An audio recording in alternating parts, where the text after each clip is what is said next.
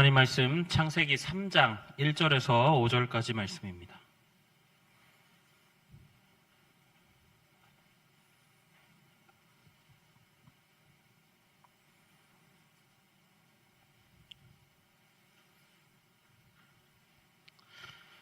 교독하겠습니다. 그런데 뱀은 여호와 하나님이 지으신 들짐승 중에 가장 간교하니라. 뱀이 여자에게 물어 이르되 하나님이 참으로 너희에게 동산 모든 나무의 열매를 먹지 말라 하시더냐.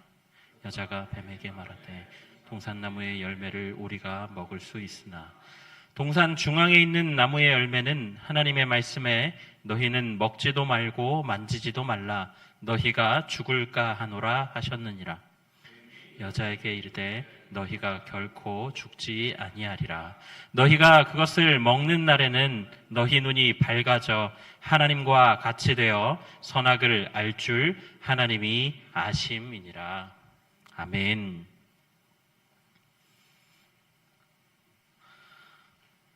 제가 생각보다 가방끈이 긴 편입니다.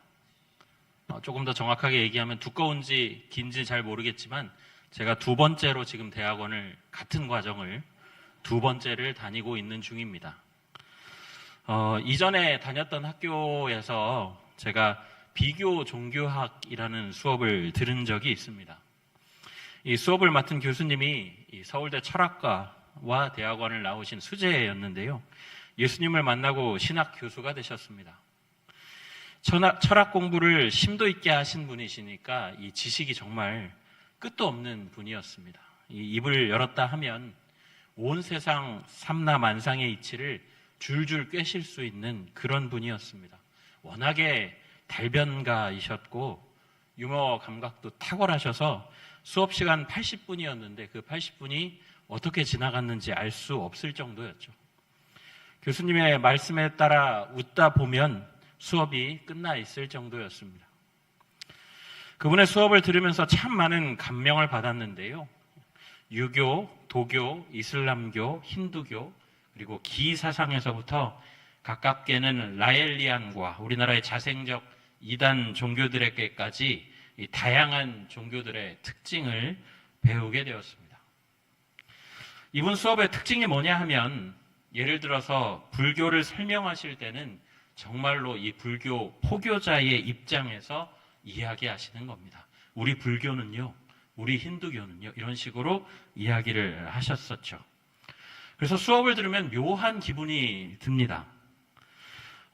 힌두교나 불교는 종교라기보다는 어떤 의미에서 보면 정말 대단한 철학에 가까운 그런 종교들이기 때문에 와, 인간이 이렇게까지 생각을 할 수가 있구나.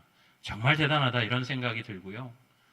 이 수업들을 들을 때면 저희가 다 신학생이었음에도 불구하고 굉장히 은혜로웠습니다. 사회와 인간과 존재와 그 모든 것들을 통쾌하고 깔끔하게 관통하는 지혜들이 쏟아져 나오는데요. 그 얘기를 듣는데 저희가 다 신학생인데도 불구하고 한쪽 구석에서 아멘 이런 소리가 들릴 정도로 수업이 너무 좋았었습니다. 그런데 이 수업이 끝날 때쯤에 교수님이 늘 하시는 말씀이 있습니다. 여러분 너무 좋죠? 그러면 다들 네 하고 대답을 하는데 여러분 이 좋은 것들 안에 진리가 아주 조금은 들어 있습니다. 하나님이 많은 진리 중에서 아주 일부를 허락하셨기 때문에 일부의 진리는 들어있을 수 있습니다.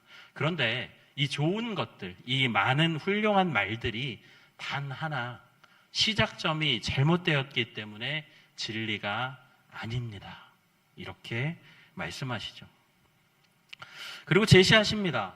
인간의 지혜의 집약체라고 믿고 있는 그 수많은 종교들이 사탄의 속삭임으로부터 시작됐다라고 말이죠. 도무지 무슨 말인지 모르실 것 같습니다. 그래서 지금부터 차분하게 설명드리도록 하겠습니다. 오늘 본문을 보면 우리는 참 이 이야기를 많이 들어왔고 너무나도 잘 알고 있는 부분입니다. 다 알고 계시겠지만 선악과를 따먹은 것은 누구의 속삭임 때문이었죠? 뱀의 속삭임 때문이었습니다. 그러면 뱀은 뭐라고 하와를 유혹했을까요?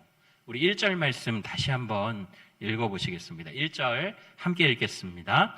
그런데 뱀은 여호와 하나님이 지으신 들짐승 중에 가장 간교하니라. 뱀이 여자에게 물어 이르되 하나님이 참으로 너희에게 동산 모든 나무의 열매를 먹지 말라 하시더냐. 여러분, 뱀이 어떤 존재라고 이야기하죠? 간교한 존재라고 이야기합니다. 이 간교한으로 번역된 히브리어 아룸은요, 흥미로운 형용사인데요. 이것이 나오는 곳이 성경에서 이 잠언에 등장합니다.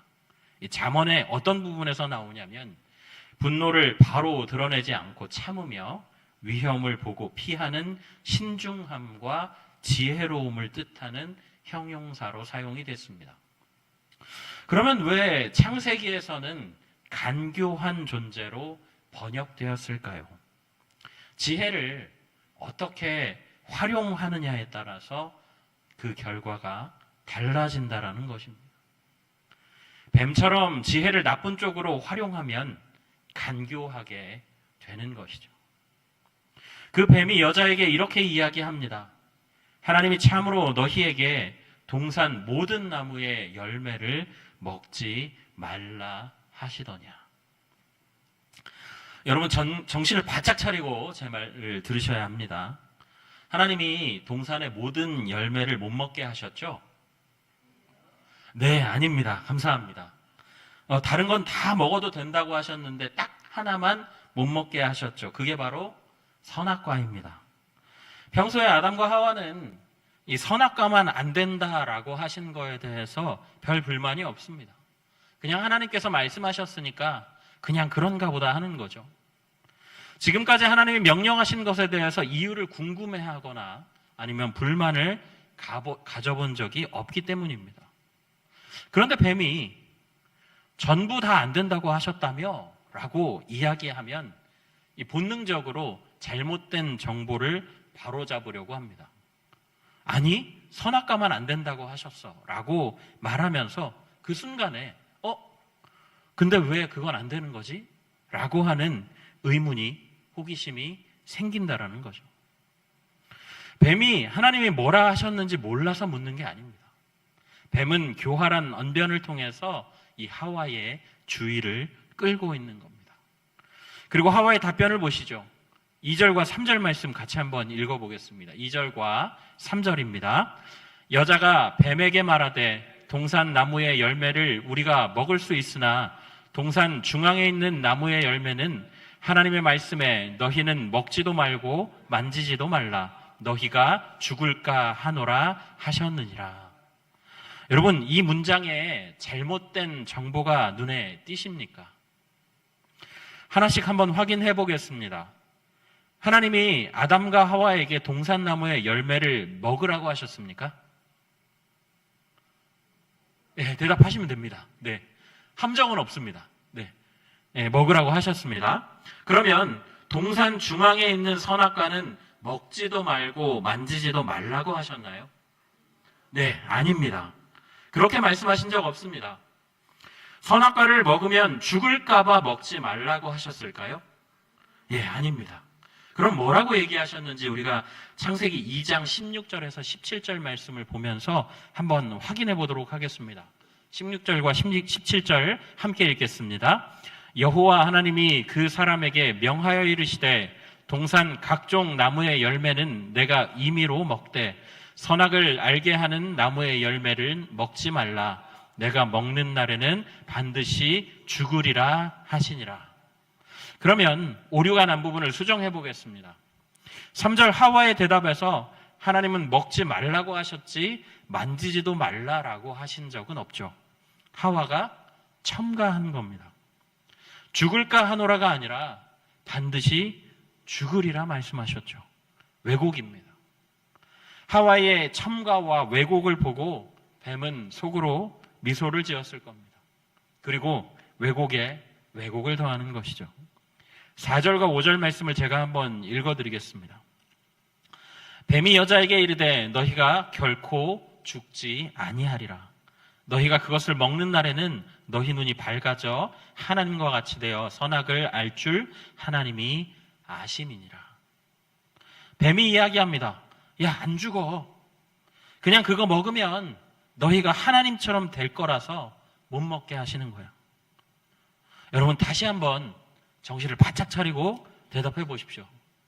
선악과를 먹고 아담과 하와가 죽었나요?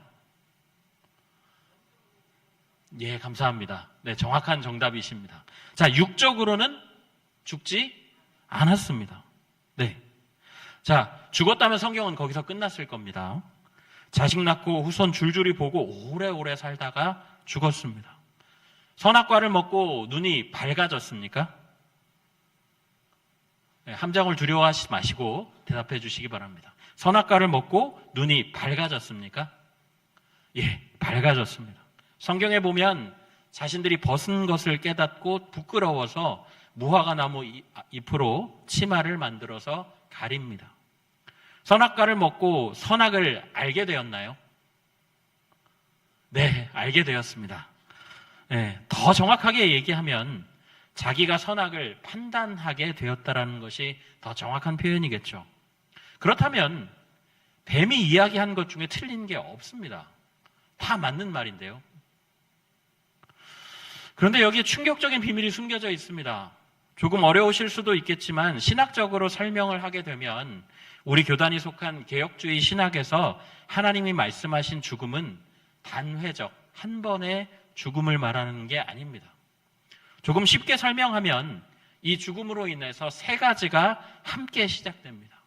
첫 번째로 이 선악과가 이빨에 박히는 시점에 인간은 영적인 죽음을 맞이하죠. 영적인 죽음이라고 하는 것은 하나님과 거침없이 나누고 연결되어 있었던 그 교제가 끊어짐을 이야기합니다. 인간은 영적으로 하나님과 교제라고 하는 호흡기를 달고 그런 존재로 창조되었는데 그 호흡이 끊어져 버린 것이죠. 실제로 선악과 먹기 이전에 하나님은 친구처럼 아담과 동산을 거니셨고 대화하셨고 교제하셨는데 선악과를 먹은 이후에는 심판자로 나타나십니다. 인간은 하나님과 교제하던 하나님 형상을 닮은 최고의 신분에서 갑자기 반드시 죽어야만 하는 죄인의 신분으로 급전직하하게 되는 것이죠. 두 번째로 영원히 살 수 있던 인간의 육체의 시계가 멈춥니다. 시간이 갈수록 쇠퇴하게 되고 죽으면 썩어 흙으로 돌아가야 하는 존재가 되죠. 세 번째, 하나님과 영적 교제가 끊어지면서 인간과의 사이에 건널 수 없는 강이 생깁니다. 하나님은 100%의 완전한 선이시기 때문에 아주 조금의 악도 용납할 수 없는 분이죠. 하나님의 말씀을 거역한 인간은 하나님께 가까이 갈 수도 없고 가까이 가게 되면 반드시 죽을 수밖에 없는 존재가 되었습니다. 그 끝이 영원한 형벌, 죽음이라는 사실에 도장이 찍힌 것이죠. 그런데 우리가 흥미로울 만한 주제가 하나 더 있습니다. 뱀은 선악과를 먹으면 하나님과 같이 된다라고 이야기했죠. 틀린 말이 아닙니다. 하나님과 같이 뭘 알게 되는 것입니까? 선과 악을 구분할 수 있게 된다라는 겁니다. 이게 뭐가 문제일까요? 요즘 같은 시대에 선과 악을 구별할 수 있다는 거 나쁘지 않은 것 같습니다. 그런데 문제는 선악과를 따먹었을 때에 선과 악을 하나님의 기준으로 구별할 수 있다는 말이 아니라는 거죠. 원래 인간은 이 스스로 선과 악을 판단할 필요가 없는 존재입니다. 하나님이 옳다고 이야기하시면 그것이 선이고 아니라고 하시면 그것이 악입니다. 하나님 자신이 완벽한 선이시기 때문이죠. 그런데 인간이 자기가 그걸 판단하고 싶은 욕망이 생겼다라는 것이 문제입니다. 지혜의 근본이신 하나님을 제치고 자기 스스로 지혜자, 스스로 하나님이 되고 싶어 했던 것. 선악과 사건이 만들어낸 최악의 참극입니다. 여러분, 제가 설교 서두에 왜 비교 종교학 이야기를 꺼냈는지 아십니까? 이 비교 종교학에서 다루었던 다른 종교들의 시작이 내가 하나님이 될 수 있다라는 의식에서 시작되었기 때문입니다. 힌두교의 경우에 버마일체라고 하는 이 원리가 있는데요. 우주의 최고의 원리와 내가 하나가 된다. 그러므로 나와 신은 동등하다, 동일하다 라고 하는 주제를 가지고 있습니다. 불교는 끊임없이 정신을 수련해서 부처가 되는 것을 목적으로 하죠. 모든 사람은 부처가 될 수 있다. 우리식으로 보면 모두가 하나님이 될 수 있다는 겁니다. 도교는 무의 자연을 추구합니다. 자연의 순리대로 자연과 하나가 된다. 자신에게 내재된 힘으로 저절로 자연이 되는 신선을 추구하고 그것이 바로 신의 세계, 하나님의 세계가 되는 것이죠. 기사상은 다스리고 단련해서 초능력을 발휘하는 겁니다. 홍콩 영화나 중국 영화에서 보는 이 무협 영화에서 보면 장풍을 쏘고 경공술이라 해서 하늘을 날아다니는 모습들이 나오는데요. 바로 그것을 이야기합니다. 인간의 한계를 뛰어넘어서 신계로 가는 거죠. 포스트 모더니즘 사상도 그렇습니다. 모든 것의 절대적 기준이 무너지고 모든 것이 옳고 모든 것이 존중되어야 한다. 이 모든 것이 바로 내가 하나님이 되는 것을 의미하는 겁니다. 내가 심판자가 되고 내가 판결자가 되고 내가 지혜자가 되려는 거죠. 굉장히 무서운 이야기입니다. 그리고 이 모든 것의 시작이 어디로부터 나왔냐면 오늘 우리가 본 이 본문, 탁월한 지혜를 가진 하나님보다 못하고 인간보다 지혜로운 간교한 사탄의 속삭임으로부터 시작되었다라는 겁니다. 사랑하는 성도 여러분, 인간 지혜의 끝은 허무합니다. 지혜의 왕이라던 솔로몬도 전도서에서 이렇게 이야기합니다. 헤벨, 헤벨, 헤벨, 헤벨, 헤벨. 헛되고 헛되며 헛되고 헛되니 모든 것이 헛되도다. 선악과 이후에 인간의 지혜는 헛된 게 맞습니다. 그 기원이 사탄의 장난질로부터 나왔기 때문이죠. 세상에서 가장 뛰어난 지혜를 가졌던 사람이 그 지혜로 모든 것을 가져보니 헛되더라는 거죠. 결국은 그 자신도 자기 지혜를 믿고 하나님 앞에서 까불다가 말년이 얼마나 방탕해졌는지 여러분은 아시지 않습니까? 지혜는 하나님이 주셨습니다. 그러나 그 지혜를 부리는 인간이 죄인이기 때문에 그 지혜가 헛될 수밖에 없다라는 거죠. 우리가 우리의 지혜를 의지하는 것은 근원부터 파고 들어가 보면 너도 하나님이 될 수 있어. 너도 하나님처럼 판단자가 될 수 있어. 너도 하나님처럼 지혜자가 될 수 있어 라는 속삭임으로부터 시작되었다는 사실을 우리는 잊어서는 안 된다라는 것입니다. 이 사실을 우리 크리스천들이 모르는 게 아닙니다. 여러분, 창세기 3장 1절에서 5절까지 말씀으로 제가 처음 설교한 건 아닐 겁니다. 여러분, 이미 수많은 설교자들이 이 말씀을 가지고 여러분께 설명을 드리고 설교를 해왔을 것입니다. 하나님의 지혜를 구하라. 나의 지혜는 인간의 욕심으로부터 나왔다. 그것은 지혜로 보여도 사실은 어리석고 헛된 것이다. 모든 사람이 다 알고 있습니다. 그런데 알고 있는 것과 실천하는 것은 참 많은 괴리가 있는 것이 우리가 어떻게 합니까? 알면서도 자꾸만 내가 생각한 것, 내가 지혜롭다라고 여기는 것을 따라갑니다. 심지어는 하나님을 내 지혜, 내 생각을 이루어 주시는 알라딘 램프의 지니처럼 생각하기 일쑤죠. 소원을 말하면 이루어 주셔야 능력 있는 하나님이라고 생각하기도 합니다. 내가 하나님, 내가 나의 왕이 되는 겁니다. 그러나 우리는 우리의 왕이 아닙니다. 진정한 지혜의 주인이시며 근원 되신 하나님이 우리의 진정한 왕이십니다. 사사기에서 계속해서 나오는 말씀 기억하시죠? 이스라엘에 왕이 없었으므로 라고 기록합니다. 여러분, 우리에게는 왕이 계십니다. 우리 하나님이 지혜의 근원이시고 우리의 왕이 되십니다. 우리가 그 하나님을 따라가는 삶을 살아야 한다라는 것이죠. 바라기는 우리 성도님들이 완전하고 아름다운 하나님의 지혜를 구하며 우리 마음의 왕자를 하나님 앞에 내려놓고 겸손하게 구하시는 우리 성도님들 다 되시기를 예수님의 이름으로 간절히 부탁드립니다. 아멘. 우리 이 시간에 말씀을 생각하시면서 함께 기도하며 나아가도록 하겠습니다. 오늘 말씀에서 보신 것처럼 사단의 속삭임으로부터 시작된 우리의 지혜의 끝이 허무함을 하나님 앞에 고백합니다. 하나님, 내 지혜 대신 지혜의 근원 되시는 하나님의 지혜를 의지하는 자 되게 하여 주옵소서.